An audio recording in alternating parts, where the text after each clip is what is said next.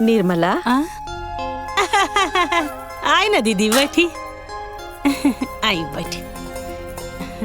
का होता? अरे दीदी का बताई, जान जाई कि जब से गुड़िया के बियाह पड़ल बा ना, पूरा परिवार वही में व्याकुल बाटे। आ जानते बानी कि जब स्टैंडर्ड शादी खोजी तो स्टैंडर्ड तैयारियां तो करे के पड़ी। हाँ बहनी, वो तो करे ही के पड़ी। हाँ। ए बहनी, तनी गुड़िया के बाबूजी से कह दे तू हमार सुधो खातिर एगो लड़का खोज देते। इतना इन्होंने जाने, कहीं कुछ हो तो बताते हैं। बाय दीदी, ई तो उनकर बाएं हाथ के खेल बा, चुटकी में लड़का खोद दी है। रुकी बुलाओ तनी। हाँ। ए गुड़िया के पापा। हाँ का है बोला? अरे तनी सुनी तो। अरे बोला बाजारे जात है। अरे पहले है जे आई सुनी। अरे भाभी जी प्रणाम। हाँ, खुश रहा। देखी ना दीदी बड़ा परेशान बाड़ी, इनके लड़किया के लड़का खोजे खातिर, तन देख ली ना कहीं। हाँ बबुआ, हमार बेटियों के उद्धार लगा देता तू। अरे भाऊजी रउआ राज क्यों चिंता मत करी, लड़का तो हम ऐसे चुटकी बजाए के जेब हम लेके घूमत रही थे। का है ना, बहुत लड़कियां देखे गेल रहनी अपने गुड़िया खातिर, ओहमे से बहुत रिश्तवा काट देले बानी, ओहमे से कौनो सेट कर दे। ओ भाऊजी ओ सुधा के बियाह अपने देवर जोखन से ना कालू का? कहले तो रहनी बबुआ, बाकी पटीदार के मामला बा, रवा तो जानते बानी। जाए दी, घर परिवार के बात बा, कहा बताई। बिटिया के बियाह के बात बा, 2-4 लोगन से बोले के पड़ी, तबे तो रिश्ता मिली। कौनो बात ना भाऊजी, देखत ना बाड़ू हम अपने गुड़िया खातिर ऐसा रिश्ता खोजले बानी, एक देखे नौ सिहाए ऐसा रिश्ता खोजनी कि होकर लड़का के नौकरी, गाड़ी घोड़ा, घर दुआर सब बा। बाकी भौजी जाना ताड़ू, रिश्ता उस्ता बिटिया के सौभाग्य से मिलेला। खैर वैसा रिश्ता त ना कह पाऊ, लेकिन हाँ तू चिंता मत करा, हम ऐसा रिश्ता खोजब कि जोन तू अच्छे से निमा जा, ठीक बा? हाँ। चिंता मत करा। अच्छा चलत बनी। जाई, तनको चिंता मत करब, यहाँ का बानी ना। चली ठीक बा, प्रणाम। खुश रह, खुश रह। ठीक बा। ए गुड़िया के माई, तनी गमछौदा हमका बाजारे जाके बा। ये जाई ले ली है जो खुटिया पर टांगल बा। देखा तानी के इतना काम बाटे तौने पर।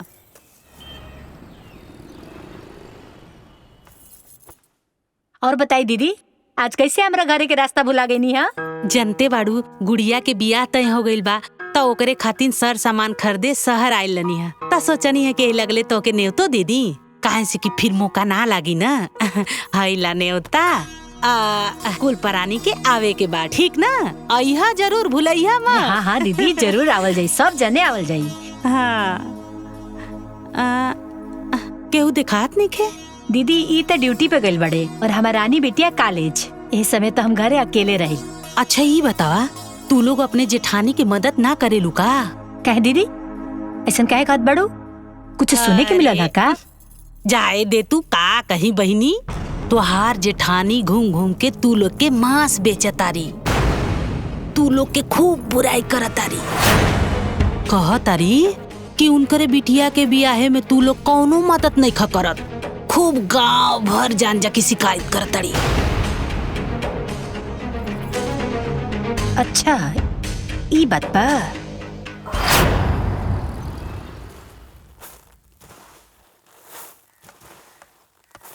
का दीदी? हाँ रवा गांव घर में घूम घूम के हमनी के शिकायत कर रहल बानी?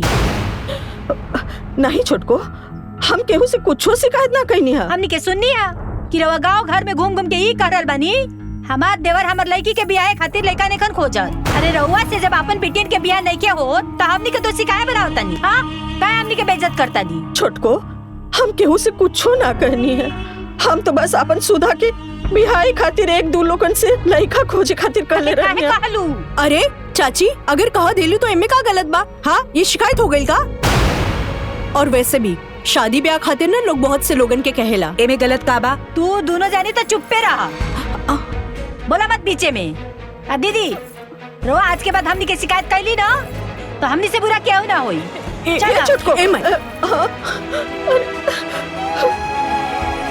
कौन बात ना माई, बैठो बैठो, बैठ दीदी।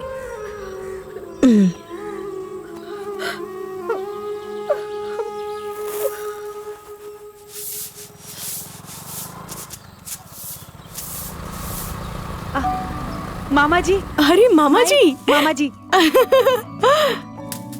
भैया खुश रहा लोगन। आई मामा जी। माई, माई मामा आ गईलन। गोड़ लगत खुश रह, नहीं खुश भैया। ए बुची जा मामा खातिर हाँ, मीठा माई। पानी लिया वा। भैया कहीं लइकवा देखला तकला? हाँ बहनिया, बड़ी मेहनत से एक जगह बात बनल बा। हाँ। बिया बहुत बढ़िया बा। घर द्वार खेती बाड़ी सब एक नंबर है। अच्छा। यहाँ तक कि घर में नौकर चाकर सब बा। सुधा बिटिया राज करी राज। लइकवा का करला? लइकवा भी सरकारी नौकरी में बा। हाँ। मामा जी, लड़का सरकारी नौकरी में बा, इतना सब कुछ बढ़िया बात, तो दहेज भी वो लोग ज्यादा मांगिए ना। ना दहेज कुछ ना मांगी है, हम बात कर ले बानी। उ का है कि लइकवा के तनी फालिज के शिकायत बा। तो पैरवा से चल ना पावेला, व्हील चेयर से चलेला।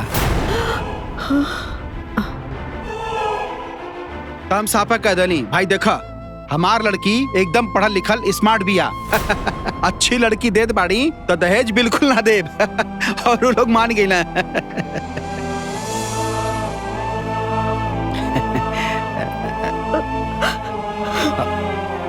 बहनिया बहुत बढ़िया बिया बा, जल्दी से दिन पाती रख के बियाह कर द। बाकी अरे बहनिया, इतना बढ़िया शादी तिया लेके खोजले भी ना मिली। बस तनकी भर कमी ना रत ना, नहीं तो हमन के औकात ना बाकी उनके दरवाजे पे खड़ा हो सकेला। अरे चुपचाप आंख मूंद के बियाह कल।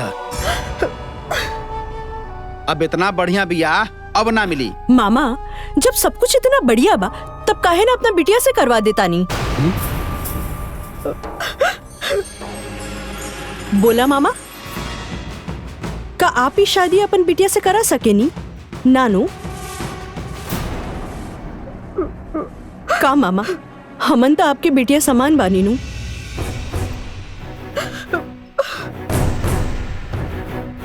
एगो अपाइट से बिया आप कैसे सोच सके नी मामा? रवा के तन को भी संकोच नहीं खिला गई। सीमा, का दीदी? मामा जी कम से कम कोशिश तो करनी ना हमरा खातिर लड़का खोजे में।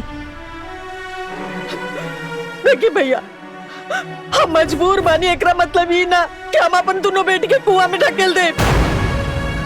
एगो लड़की के बिया एगो लड़का के साथे होला, धन दौलत के साथे ना। जाई वो लोगन के बोल दी हम अपन बेटी के बिया करे खातिर तैयार नहीं की। जाई बोल दई। हाँ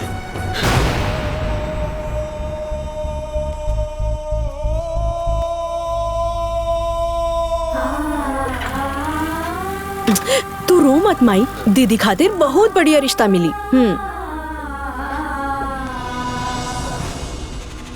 हमरा इतना मना कैला के बाद भी समझ में ना आइल। चल गईला बहन के दहिनवार बने खातिर, करा लिहला बियाह। अरे शांति मिल गई तोहरा के। अरे भाई, जब ना पसंद आयल तो हम का करी? बात खत्म।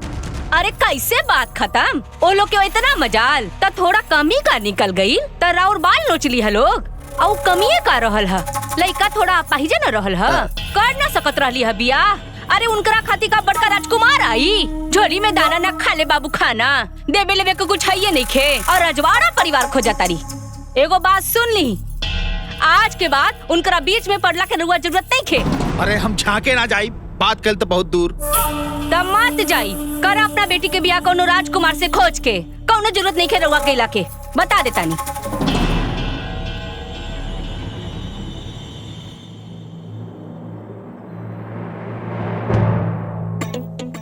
पढ़ चुपचाप।